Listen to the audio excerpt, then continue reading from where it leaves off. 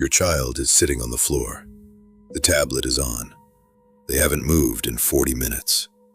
You assume it's harmless. It's colorful. It's singing. It has a watermelon for a head. But inside that 30-second song, something is happening to your child's brain that was not designed by a children's educator. It was designed by an algorithm, and the algorithm has a financial objective. The architecture is called the hyperstimulus loop. Every 1.5 to 3 seconds, the scene changes. A flash of color, a new angle, a sudden sound, triggering what neurologists call a visual orienting response. That response is involuntary.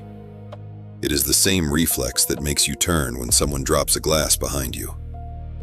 Engineers at Moonbug Entertainment built a children's show around it. Not to teach, to hold. Holding attention has a name in the industry. They call it watch time. The single metric Google uses to rank and reward content on YouTube. What CoComelon did, and what the industry now calls CoComelonization, was strip away narrative entirely. No story arc, no resolution, no earned ending. Just a repetition-based feedback loop, cycling stimuli at a frequency calibrated to prevent the child's brain from disengaging. The show is not a show. It is a retention engine wearing a nursery rhyme. And Moonbug did not leave this to chance.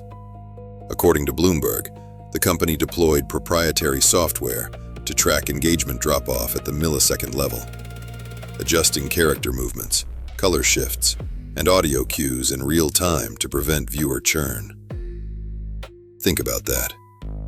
Every tiny flicker of your child's eyes was being tracked and corrected by a machine.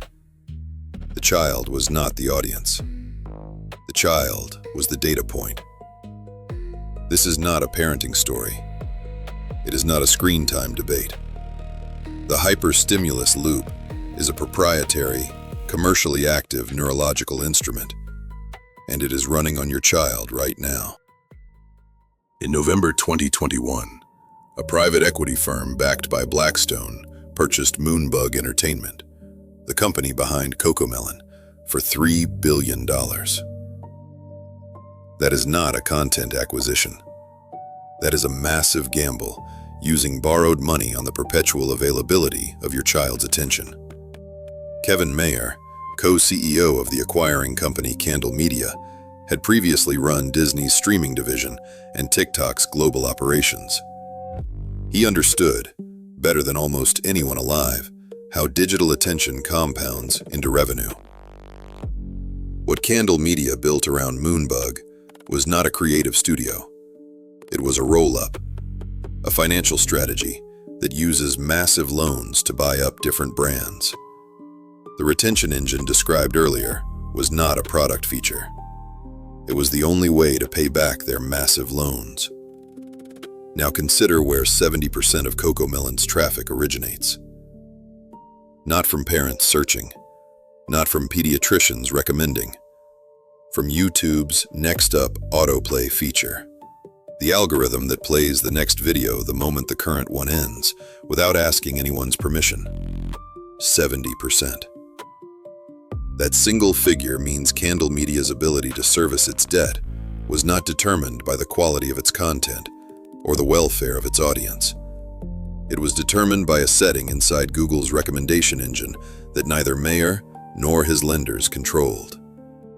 David Kestenbaum, Senior Managing Director at Blackstone, operates in a world where $2.75 billion is a position, not a purchase. Positions require returns. Returns require growth. Growth, in this architecture, required a 2-year-old to keep watching. The financial obligation did not care about developmental windows, neurological thresholds, or the pediatric research accumulating in journals that no one at the deal table read. The math was clean. The child was the variable. This is what a perpetual cash flow engine looks like from the inside. That massive slice of their revenue depends on an algorithm it does not own. 20% annual growth is the floor, not the ceiling. And the product is a child who cannot look away.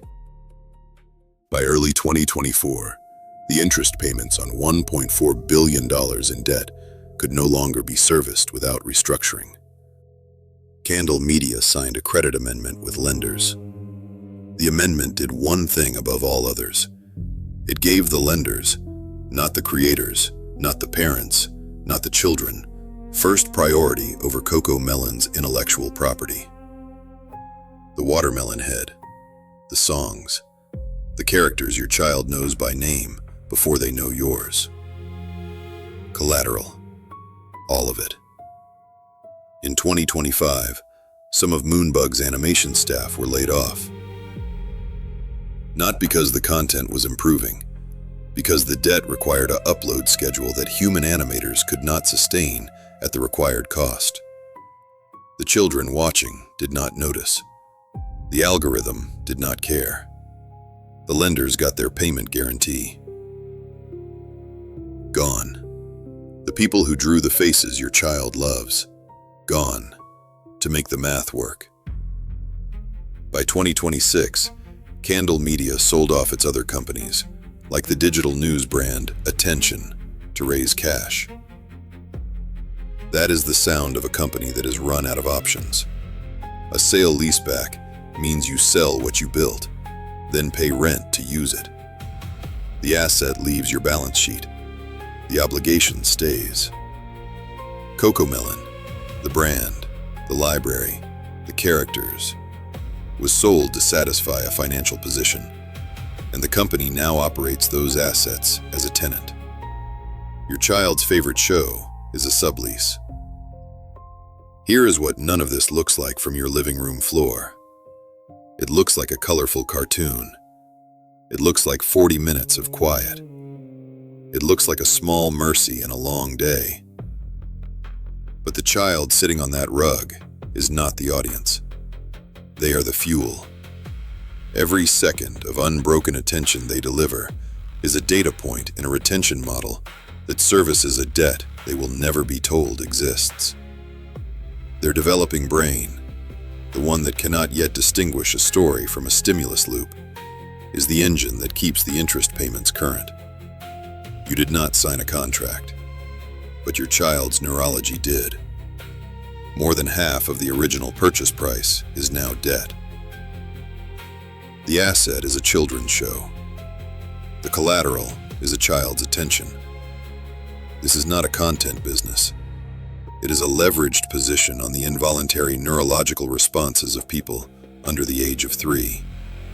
Subscribe to Leviathan Files, because the financial architecture targeting your family will not explain itself.